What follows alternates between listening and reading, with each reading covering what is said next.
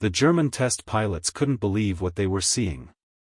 On a cold morning at Rechlin, the Luftwaffe's top-secret testing airfield, a captured American fighter, sleek and silver, stood gleaming on the runway. A P-51 Mustang, intact, with its blue nose and distinctive bubble canopy. The Germans had taken down plenty of Allied planes before, Spitfires, Thunderbolts, Lightnings, but this one was different. It had outclimbed the interceptors sent after it, outturned them, and even after taking hits, it had refused to go down easily. Now, mechanics and engineers crowded around it, whispering in disbelief. When the first Luftwaffe pilot climbed into the cockpit and opened the throttle, the truth became clear within minutes: the Americans had built something extraordinary. The controls were smooth, the speed breathtaking, the visibility unmatched. Later, one pilot would admit quietly to a colleague, "If we had planes like this, we'd own the skies." This is the untold story of the day German pilots flew a captured Mustang, and realized that the balance of air power had already shifted forever. The air war over Europe had become a brutal dance of smoke and fire. In 1944, the skies above France and Germany were no longer places of glory, they were killing grounds. The Luftwaffe, once the master of the air, was beginning to lose its grip. Bombers streamed in daily from England, endless black specks against the pale horizon. Their escorts, sleek silver fighters with snarling engines, weaved above them in tight formations. They were new, fast, and relentless. For months, German pilots whispered about this new enemy aircraft that had begun appearing in their reports. It was not like the clumsy Thunderbolts or the stubby Spitfires they'd fought before. This machine, they said, climbed faster, turned tighter, and seemed to have the stamina of 10 fighters. It followed the bombers all the way to Berlin, and back. The name appeared again and again in intelligence bulletins: the P-51 Mustang. At first, the High Command dismissed it. To the engineers and tacticians of the Luftwaffe, the idea seemed impossible. A single-engine American plane that could cross the Channel, fight deep over Germany, and still return to base? Absurd. Even the mighty Messerschmitt 109 couldn't manage that without auxiliary tanks. It was assumed to be propaganda, a morale-boosting myth spread by the Allies. But the pilots who faced it knew better. They saw it with their own eyes: the flash of sunlight on the long, slender fuselage, the uncanny agility, the howl of the Merlin engine as it dove through the clouds. When German fighters climbed to intercept bomber formations, the Mustangs were already there, waiting, circling like hawks. At first, the Luftwaffe command chalked this up to Allied numbers. America, after all, could build anything in staggering quantities. But what puzzled German officers was not the number of Mustangs, it was the skill of the men flying them. These weren't just planes, they were extensions of their pilots, reacting instantly, gracefully, lethally. In early 1944, the rumors reached the Luftwaffe's testing command at Rechlin, Germany's top-secret experimental airfield north of Berlin. If even half of what was being said about the Mustang was true, they needed to know more. And fate, as it often did in wartime, provided an opportunity. One cold spring morning, near Aachen, a P-51 was forced down after a long mission. Its pilot had been separated from his squadron, his fuel gauges dipping to zero. He brought the plane down in a field, gliding to a rough but surprisingly intact landing. German ground troops reached the wreck before the Allies could destroy it. What they found was nothing short of pristine, only a few bullet holes scarred the fuselage. The aircraft was quickly crated, transported by rail under heavy guard, and delivered to Rechlin. The engineers gathered around it like archaeologists discovering a relic from another world. To them, it looked too simple. The rivets were clean. The cockpit was uncluttered. The airframe, though elegant, seemed almost delicate compared to the rugged, angular shapes of their own FW-190s and Bf-109s. But when they opened the cowling and saw the Rolls-Royce Merlin 61 engine, the murmurs began. They knew this engine. It powered the Spitfire. But here, it was married to something that seemed purpose-built for it. The combination was terrifyingly efficient. As the days passed, engineers studied the aircraft in minute detail. They examined the laminar flow wing, so smooth and precise that air clung to it longer, reducing drag and increasing range. They tested the radiator scoop under the fuselage, expecting it to create resistance, only to discover that it generated thrust at high speeds, a stroke of design genius. To their astonishment, every part of the Mustang seemed designed with a pilot's ease in mind. The controls were light. The gauges were sensibly arranged. There was space, something no German cockpit ever had. The radio system was sophisticated yet intuitive. It was, they admitted grudgingly, a machine built not for complexity, but for perfection through simplicity. Soon, a name was assigned for testing: Hans-Werner Lurk, one of Germany's most trusted evaluation pilots. Lurk had flown every Allied aircraft the Germans had captured: Spitfires, Thunderbolts, even a Lightning. He was known for his calm precision and brutal honesty.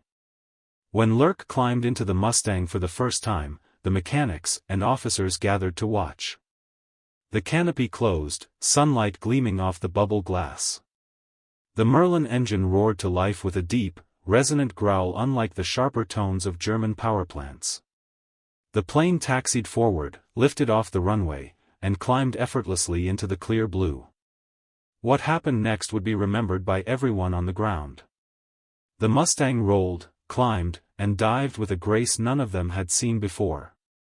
Lurk performed tight loops, barrel rolls, and high-speed passes, each one smoother than the last. The aircraft seemed alive, eager, responsive. When he landed an hour later, his expression was not one of excitement, it was disbelief. He stepped down from the wing, pulled off his leather helmet, and simply said, "It flies like silk." The others stared at him. No one spoke for several seconds. For the first time, the Luftwaffe had proof, not rumor, not speculation, but first-hand evidence, that the Americans had built something extraordinary. The Mustang was not just another fighter. It was a game-changer. And for the men at Rechlin, that realization hit like a thunderclap. The enemy had not only caught up, they had surpassed them. In the days that followed, Lurk's flight reports circulated through the Luftwaffe's upper command. The tone of the war was shifting, and deep down, every man who read those words knew it. Germany was losing its edge in the air, not because of bravery, not because of numbers, but because of innovation. And the Mustang, once underestimated and ridiculed, was now the symbol of a new kind of war, one the Germans were no longer winning. The Mustang was parked at the edge of the Rechlin runway, its polished aluminum skin gleaming under the pale northern sun. Engineers hovered around it, clipboards in hand, noting every measurement, every sound, every vibration. To them, this wasn't just another captured aircraft, it was a puzzle. A problem to solve. And the more they studied it, the less they understood how such a seemingly ordinary machine could perform with such brilliance. Inside the hangar, the mood was electric. Hans-Werner Lurk's flight report had circulated among the Luftwaffe's technical staff like wildfire. He had described the P-51 as stable at any speed, with precise control harmony and visibility unmatched by any aircraft tested. These were not words the Germans used lightly. Their engineering philosophy valued discipline, precision, and structure. To call something instinctive or graceful was rare, almost heretical. Yet Lurk had used exactly those words. Over the following weeks, the Mustang was tested relentlessly. German technicians ran the Merlin engine through every range of speed and altitude they could safely manage. They pushed it to the edge of its redline and beyond, expecting it to rattle or choke the way their own inline engine sometimes did. But the Mustang's heart just roared louder, smoother, unshaken. Even at 20,000 feet, the engine delivered power as if gravity had no hold on it. When the engineers removed the cowling for inspection, they were astonished. The engine's layout was logical, almost elegant.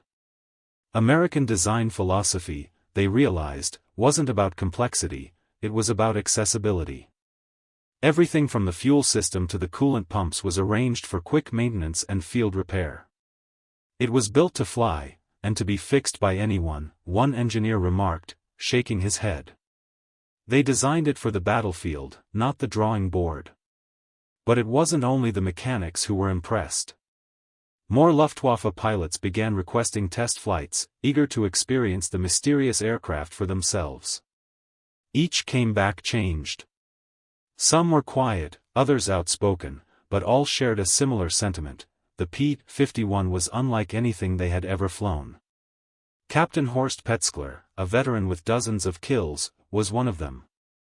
He was known for his bluntness, a man who rarely praised anything that wasn't German-built. After landing from a test sortie in the Mustang, he simply sat on the wing and stared at the horizon for several minutes before muttering, "It feels like cheating." The phrase stuck. Because that's how the Mustang flew, as if it bent the rules of air combat itself. Its balance was uncanny. At high speeds, it remained rock steady. In low-speed turns, it refused to stall. Pilots found that they could throw the plane into steep banks, cut the throttle, and still recover smoothly. The bubble canopy, something no German fighter yet had, offered a panoramic view that made situational awareness second nature. "You can see everything," Lurk noted, "and that means you can think faster than your enemy." That was the true genius of the Mustang. It wasn't just fast, it made its pilot faster too. Back in the control rooms of Rechlin, charts and performance curves began stacking up. When the P-51 was compared to the Luftwaffe's frontline aircraft, the results were sobering. In nearly every measurable category, climb rate, high-speed stability, turning radius, range, the Mustang either matched or exceeded the best Germany had to offer. Only in raw firepower did the FW-190D have an edge. But even that meant little when the Mustang could choose when and where to fight. As the data came together, one question began to haunt the German engineers: how could a nation with no tradition of military aviation excellence produce something this refined? For years, they had prided themselves on technological superiority. They were the innovators, the pioneers of jets, rockets, and precision. The Americans were supposed to be industrial brutes, mass-producing crude machines in endless quantity. And yet, here was proof that the Americans had mastered something Germany had not: balance. For the Luftwaffe High Command, the report from Rechlin was unsettling. Field Marshal Erhard Milch, one of Göring's senior officers overseeing aircraft development, demanded to see the Mustang for himself. When he visited the testing ground, he circled the aircraft slowly, running his gloved hand along its smooth skin. "It's beautiful," he admitted grudgingly. "Almost too simple." His engineers nodded. That simplicity was the secret. Every curve, every rivet, every angle existed for a reason. But simplicity, they knew, was also deception. Beneath the Mustang's clean lines was deep sophistication, aerodynamics ahead of its time, a wing design that required precision manufacturing, and a cooling system that turned a drag-producing necessity into a performance booster. Even the use of drop tanks, detachable fuel pods, gave the Mustang a reach that no German fighter could match. While the Luftwaffe struggled with range-limited interceptors, the Americans now had a fighter that could fly from England to Berlin, escort bombers, dogfight, and return home. The realization spread like a quiet infection through the ranks. Germany was no longer the pacesetter of the skies. It was falling behind. The Mustang had changed the equation, and the pilots who tested it knew it. They began to notice subtle details: how light the controls felt even after hours of flight, how well the engine responded under stress, how easy it was to trim for long-distance cruising. These weren't traits of an experimental design. They were traits of a mature aircraft, one built by a nation that had already solved the problems others were still struggling with. When the tests concluded, Lurk was asked to summarize his thoughts for the official record. His report was clinical, methodical, precise. But in the final paragraph, he broke from his usual tone. "It is my professional opinion," he wrote, that this aircraft represents the current pinnacle of fighter design. It is perfectly suited to its operational role. Its combination of speed, control, and range makes it nearly ideal for escort missions. In capable hands, it is a decisive weapon. Those words, simple as they were, hit the Luftwaffe leadership like a hammer. Göring himself reportedly scoffed at the conclusion. "One American plane won't change the war," he said, but his staff knew better. They had seen the data. They had felt the fear. The P-51 Mustang wasn't just another opponent. It was the shape of the future. And at Rechlin, under the watchful eyes of German engineers, that future had just taken flight, wearing American stars and a Merlin's roar. By the summer of 1944, the shadow of the Mustang hung over the Luftwaffe like a storm cloud. Reports from the front lines poured in daily, bombers escorted all the way to Berlin, German interceptors shot down before they could even close on their targets, and entire squadrons vanishing under the relentless watch of those silver American fighters. At first, German commanders refused to believe it. "It's propaganda," some said. "An illusion created by numbers." But the men in the cockpit, the ones who faced the Mustangs, knew better. They had seen the long, elegant silhouette slicing through the sky, heard the distinct whistle of the Merlin engine, and watched in disbelief as it performed turns and climbs that should have been impossible for a single-engine plane. In every briefing room, every ready hut, one name had begun to spread like wildfire: the Mustang. At the Luftwaffe's intelligence headquarters, the reports from Rechlin were quietly making the rounds. Engineers and test pilots had confirmed what the frontline aviators were witnessing firsthand: the Mustang wasn't just fast, it was transformative. Its balance of range, agility, and firepower made it a weapon system rather than a mere fighter plane. By contrast, the Luftwaffe's own aircraft had become trapped by their limitations. The Me-109 was aging, its cockpit cramped, its range short. The FW-190 was fierce at low altitude but sluggish at high speed. Even the new models like the FW-190D or the Me-410 could not match the P-51's endurance. And while Germany had experimental jets like the Me-262 in the works, they were too few, too unreliable, and too late. Worse still, the Mustangs were multiplying, seemingly by the day. In June 1944, as the Allies stormed Normandy, swarms of Mustangs covered the beaches, strafing trains, trucks, and troop columns. They roamed far beyond what any German interceptor expected. Pilots reported being attacked deep inside France, in Belgium, and even over the Rhine, areas that had once been considered safe. "The Americans are everywhere," one Luftwaffe officer wrote bitterly in his diary. "It is as if their planes have no limit, no fatigue." For the first time, the Germans faced an enemy that didn't just invade their skies, it owned them. The psychological effect was devastating. Luftwaffe pilots began to dread the moment they climbed into their cockpits. Every takeoff was a gamble, every sortie a potential suicide. The odds had shifted, and everyone knew it. The data from Rechlin had proven that the Mustang could fly higher, faster, and farther than any German plane, but it hadn't captured the most crucial difference: the radio. American pilots operated as a network. Mustang formations communicated constantly, warning each other of threats, coordinating attacks, and sharing information with bomber crews and ground controllers. The Luftwaffe, by contrast, was splintered. Communication was limited, coordination clumsy. Where German pilots fought as individuals, the Americans fought as a living organism. It was that unity, multiplied by the Mustang's technical brilliance, that made it unstoppable. By July, even the Luftwaffe's aces were beginning to acknowledge it.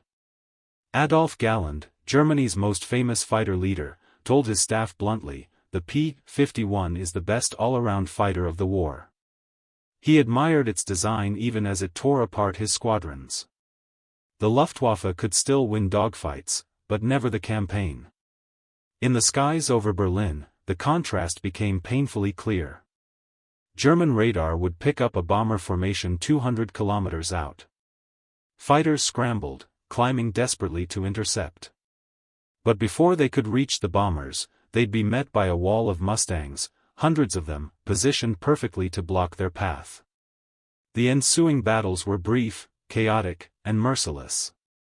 The German pilots fought with courage, but every tactical move they made was countered by the Americans' coordination and speed. Many Luftwaffe officers began to suspect that the Allies had developed some kind of radar-controlled fighter direction system. They couldn't believe humans alone could react so fast. In truth, it wasn't magic. It was experience, discipline, and trust in the machine beneath them. As the weeks turned into months, the Mustang's dominance became impossible to ignore. Factories that once produced Bf-109s and Fw-190s were now under constant threat. Even supply convoys and troop trains were hunted from the air. The Germans called it the tyranny of the sky. In one chilling incident, a group of Luftwaffe test pilots, including some who had flown the captured Mustang at Rechlin, were ordered to take off from a nearby airfield to intercept an Allied raid. They never made it. Moments after takeoff, a squadron of P-51s dove out of the sun and destroyed them before they could climb. The irony was cruel. The very men who had praised the Mustang's capabilities were now victims of them. For the Luftwaffe's engineers, the lesson was clear. The age of short-range, high-performance interceptors was over. Range was the new currency of air power. The Mustang had rewritten the rulebook, and the Germans had no answer. Some attempted to replicate it. There were talks of combining the Me-109's engine with lighter frames, of developing a German equivalent to the P-51's aerodynamic profile. But it was futile. The resources were gone. The factories were bombed. The pilots were dying faster than they could be trained. Meanwhile, in Allied briefings across England, the tone was triumphant. The Mustang had achieved what no other fighter could: total air supremacy. It escorted bombers to their targets, wiped out German air defenses, and still returned home ready for another mission. Even when the Luftwaffe tried to adapt, shifting to night operations, dispersing their airfields, relying on jets, it was too late. The Mustang had arrived not just as a fighter, but as a symbol. It embodied everything the Allies had become: fast, adaptable, and relentless. At Rechlin, the captured P-51 sat quietly in its hangar, its silver skin dulled by dust and smoke. The men who once gathered around it no longer came. The base itself had begun to feel the pressure of the war closing in. But for those who had seen it fly, there was no forgetting. They knew what it meant. They had touched the future, and the future no longer belonged to them. By autumn of 1944, the war had turned against Germany in every direction. On the ground, Allied forces pushed relentlessly east toward the Rhine. In the air, the sky itself had become hostile territory. The once feared Luftwaffe, the pride of the Third Reich, was now a shadow of its former power. Its bases lay in ruins, its fuel depots smoldering, its pilots stretched thin and exhausted. For every German aircraft that took off, there seemed to be 10 Allied fighters waiting above.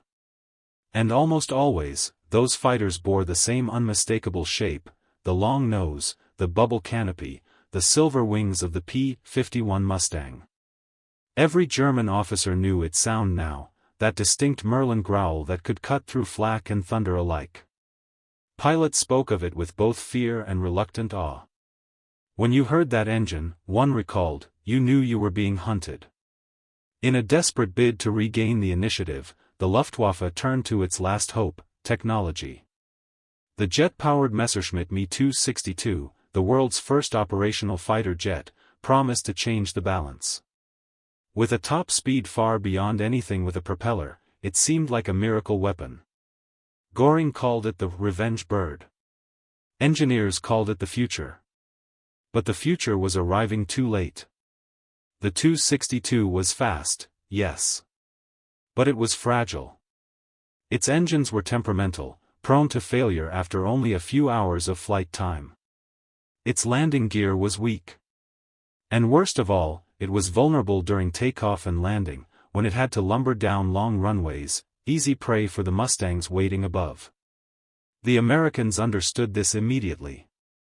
Intelligence reports, radio intercepts, and even pilot observations confirmed the jets were based at specific airfields. Mustang squadrons were assigned to patrol them day and night. Whenever the sleek, silver jets tried to take off, the sky erupted with gunfire. P-51 swooped low, strafing the runways, shredding aircraft before they could leave the ground. The irony was brutal. Germany had built the future of flight, but it couldn't protect it from the present. Meanwhile, the Allies' machine of war had become a symphony of coordination. The Red Ball Express kept the fuel flowing. Convoys of ammunition and spare parts stretched across Europe.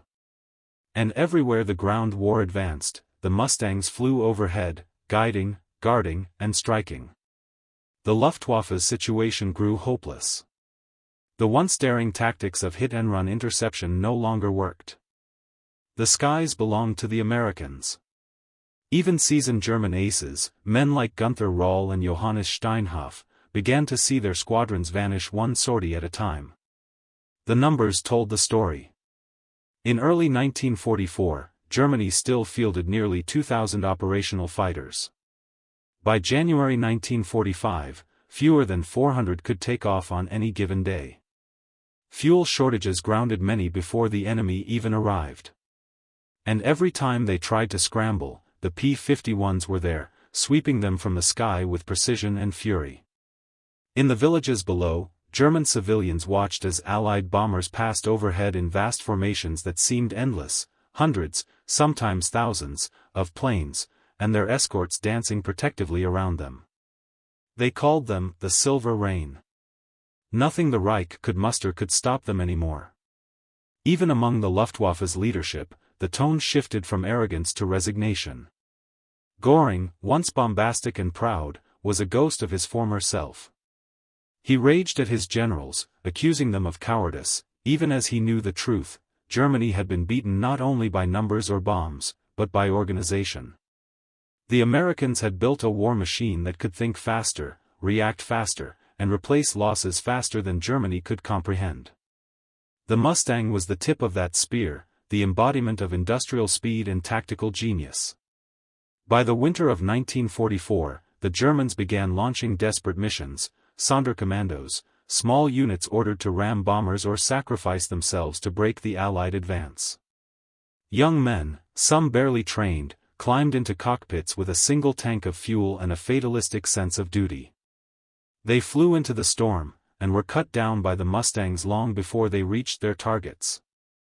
At the same time, the American pilots, though triumphant, carried their own scars. They had become hunters, flying daily missions into hostile airspace, watching enemy aircraft burst into flames and parachutes blossom like white flowers over blackened forests. Some described the surreal mix of exhilaration and guilt, knowing that each kill brought victory closer, but also marked the death of another young man who had no more choice than they did. The airfields in England were filled with noise, the constant rumble of engines, the laughter in mess halls, the clatter of tools as ground crews worked through freezing nights. Every pilot knew that the next dawn might be his last, but every one of them climbed back into the cockpit because the mission demanded it. When the Allied armies crossed the Rhine in March 1945, it was under skies completely dominated by the P-51. German resistance in the air had effectively ceased to exist. What few planes the Luftwaffe still had were scattered, hidden in forests, or destroyed on the ground by the very Mustangs that now flew unchallenged from dawn to dusk. The Mustang had not only won the battle for air superiority, it had crushed the very foundation of German air power. At Rechlin, the once proud testing ground that had examined the captured Mustang a year earlier, the engineers stood among the ruins of their laboratories as Allied troops closed in. Some of them, still in disbelief, looked at the blueprints of their jet projects and realized they were staring at ghosts. All their brilliance, all their innovation, had been undone not by a miracle weapon, but by a well-built, well-flown machine that had done exactly what it was designed to do. The Mustang was not glamorous. It was not invincible. But it was reliable, and in the end, that reliability changed the war. The Germans had thought their jets would save them. Instead, it was the sound of the Mustang, the steady thunder of its Merlin engine, that signaled the final collapse of the Reich's skies. The war was ending, and in that endless roar above the shattered cities of Germany, every pilot, friend or foe, understood, the balance of the air had shifted forever. In May 1945, when Germany finally collapsed, the skies were silent for the first time in years. The roar of engines, once constant over Europe, faded into an uneasy calm. Across fields and shattered airstrips, Luftwaffe pilots surrendered their aircraft, the proud FW-190s and Bf-109s that had once dominated the continent. Many of them were still streaked with oil and dust from their final, hopeless sorties. The pilots who stepped out were gaunt, hollow-eyed, and tired beyond words. For them, defeat was not a surprise, only the final confirmation of what they had known since 1944. They had lost the sky long before they lost the war. When Allied forces swept through German airbases, they found wreckage everywhere, planes half buried in rubble, hangars burned to skeletons, toolkits frozen mid-task. But in one corner of the chaos, a strange reunion took place. At a captured Luftwaffe testing site, a small group of American pilots discovered something extraordinary, the same P-51 Mustang that had been tested at Rechlin months earlier. Its wings were stripped of paint, its canopy cracked, but the frame was unmistakable. The aircraft that once amazed German engineers had survived the war, and now sat among the wreckage of the empire that had tried to study it. The irony wasn't lost on anyone. The Mustang had returned home, triumphant in its silence. As the war ended, many German pilots found themselves under Allied custody. Interrogations began almost immediately. The Americans were eager to understand what their enemies thought, what they had feared most, what they had respected. To their surprise, many Luftwaffe veterans spoke not of the bombers or the tanks or even the overwhelming numbers, but of one thing above all, the P-51 Mustang. They spoke of its speed, its reach, its uncanny balance. They described how it could appear without warning, high above the clouds or screaming low across the treetops, and how its pilots always seemed to know exactly where to strike. You could not escape them, one prisoner told an American officer. They hunted like wolves. Some admitted, with reluctant admiration, that they had studied every scrap of intelligence they could find on the Mustang. We tried to build something like it, one engineer confessed, but we never had the materials, the fuel, or the time. In a quiet airfield outside Munich, a handful of captured Luftwaffe aces were even given the chance to fly one. The Americans, curious to hear their impressions firsthand, arranged supervised test flights. When the first German pilot landed, he removed his flight helmet slowly, shaking his head in disbelief. "It feels alive," he said simply. "Our machines, they fought us. This one helps you." Others echoed the sentiment. They marveled at how stable the plane was, how easily it responded, how gracefully it could climb and turn. The cockpit visibility, the control harmony, the confidence it gave its pilot, all of it defied what they had believed about American design. One German colonel, a veteran of over 200 missions, later wrote in his memoirs, "I had thought of the Americans as engineers, not artists." The Mustang proved they were both. Meanwhile, the Allies began converting their wartime aircraft for peacetime duty. Some Mustangs were sent home, others were shipped to bases in Europe and the Pacific. Their role was no longer to destroy, but to patrol, to escort, to symbolize a new kind of power. They had outlived the war they were built for. Yet even as the world celebrated peace, the legacy of the Mustang lingered in the minds of those who had faced it. For the Americans, it became an icon, proof that design, discipline, and industrial will could overcome any obstacle. For the Germans, it became something almost mythical, the embodiment of how quickly their dominance had been undone.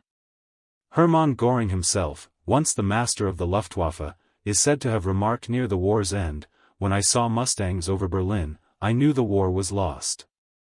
It was not an exaggeration. For years, German skies had belonged to the Reich. But once the P-51 arrived, the illusion shattered. The Mustang had made the impossible seem effortless. It had escorted bombers across continents, fought battles deep in enemy territory, and returned home without fail. It had turned the tide of the air war, not through brute force, but through precision, endurance, and grace. In post-war Germany, as cities rebuilt and fields returned to green, the stories of the Mustang lingered in the memories of those who had lived through it. Farmers who had once watched aerial duels from the ground still remembered the silver shapes glinting above the clouds. Former pilots, now civilians, sometimes caught themselves looking up at passing contrails, half expecting to see that familiar silhouette again. In America, the Mustang became a legend. Air shows, training manuals, and museums all celebrated it as the perfect balance of art and engineering. Pilots who had flown it spoke of it not as a machine, but as a companion, a living thing that responded to touch and instinct alike. And perhaps that was the secret all along. The Germans, for all their precision, had built machines that demanded obedience. The Americans had built one that rewarded trust. In the end, that was what made the Mustang unstoppable. Long after the war, when the noise of industry faded and the ruins of Europe gave way to peace, the P-51 remained, not just in museums or history books, but in the imaginations of those who understood what it had truly represented. It was the sound of freedom, the gleaming promise of speed, innovation, and courage. And for the men who once laughed at it, who tested it, who fought it, and who fell before it, the memory of that sound, that piercing, perfect Merlin roar, would never be forgotten. The Mustang had not only conquered the sky. It had changed what humanity believed was possible in it.